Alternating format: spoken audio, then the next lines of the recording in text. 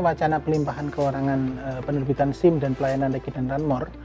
dari Polri, dari aspek hukum tata negara yang harus dilihat adalah pertama, kewenangan tersebut melekat pada Polri bukan hanya sejak Undang-Undang Nomor 22 Tahun 2009, tapi kewenangan tersebut melekat pada Polri sejak diatur dalam Undang-Undang Nomor 2 Tahun 2002 tentang Kepolisian Negara Republik Indonesia, sehingga kewenangan penerbitan SIM dan pelayanan Regi dan Ranmor yang ada pada Undang-Undang LHC itu sebenarnya hanyalah bentuk harmonisasi norma dari pengaturan yang ada dalam Undang-Undang Nomor 2 Tahun 2002. Selain itu, bila kita runut dari aspek historis, kewenangan tersebut memang sudah melekat kepada Polri sejak Undang-Undang tentang lalu lintas pada tahun 50-an, sehingga kemudian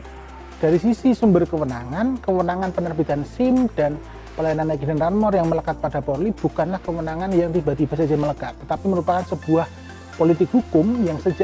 telah ditetapkan oleh pembentuk undang-undang sejak Indonesia Merdeka yang terus kontinu berlanjut sampai di Undang-Undang Nomor 22 Tahun 2009. Kewenangan penerbitan SIM dan pelayanan Regi dan Ranmor yang melekat pada Polri harus dilihat bahwa secara konstitusional memiliki basis kekuatan yang clear ketika kita mengacu pada putusan Mahkamah Konstitusi Nomor 89 Tahun 2015, di mana pada pertimbangan hukumnya Mahkamah Konstitusi terkait dengan ratio desidendi menyatakan bahwa pemberian kewenangan kepada institusi lain tidak memberikan jaminan akan pelayanan yang lebih baik. Maka dari itu yang lebih penting adalah bagaimana untuk meningkatkan pelayanan penerbitan SIM dan pelayanan Regi dan Ranmor yang melekat pada Polri, sehingga kemudian terhindar dari perbuatan-perbuatan yang dapat diasosiasikan perbuatan yang koruptif. Yang kita runut dari aspek historis ketatanegaraan, kita harus mengacu pada naskah komprehensif perubahan Undang-Undang Dasar 1945. Dalam naskah komprehensif sangat jelas bahwa desain kelembagaan Polri itu memiliki dualisme. Yang pertama adalah dia sebagai alat negara yang diwujudkan dalam bentuk penegakan hukum, tetapi di sisi lain Polri juga merupakan bagian dari cabang kekuasaan eksekutif, di mana di dalam kelembagaan tersebut ada fungsi melayani, mengayomi, dan melindungi masyarakat. Sehingga dengan demikian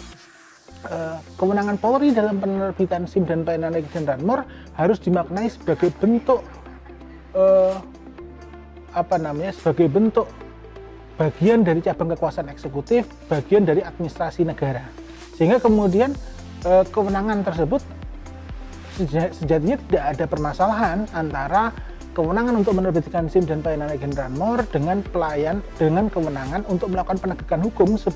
dalam kerangka fungsi Polri sebagai bagian dari alat negara. Dengan demikian, sejatinya kalau kita tinjau dari aspek hukum tata negara, kewenangan Polri untuk penerbitan SIM dan pelayanan Regi dan Ranmor memiliki pondasi pijakan yang kuat, baik dari aspek historis ketatanegaraan yang terkait dengan desain kelembagaan Polri dalam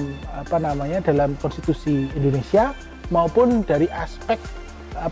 penegasan konstitusional melalui putusan Mahkamah Konstitusi Nomor 89 Tahun 2015.